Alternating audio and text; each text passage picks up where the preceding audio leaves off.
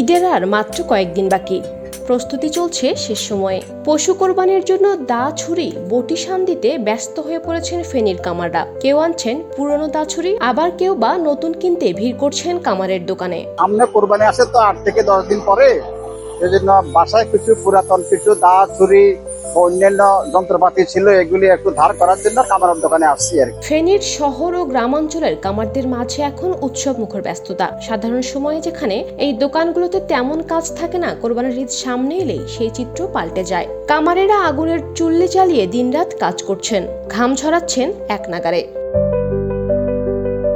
তবে কামারদের উৎসবের এই ব্যস্ততার মাঝেও রয়েছে হতাশা। তারা বলছেন, কোরবানির ঈদ ছাড়া সারা বছর তাদের তৈরি জিনিসপত্রের তেমন চাহিদা নেই। বর্তমানে কুড়াল, দা, বটি, কোদাল, খুন্তি, কাঁচি, লাঙলের ফলা প্রভৃতির ব্যবহার গ্রামে এখনো আছে। তবে আধুনিক যন্ত্রপাতির ব্যবহার বৃদ্ধির কারণে সেই চাহিদাও দিন দিন কমছে। আমরা তো সারা বছরে বেকার, মানে কোরবানি আইলে 5-6 দিন কাজ থাকে, আর না হলে বেকার চলতে হয়।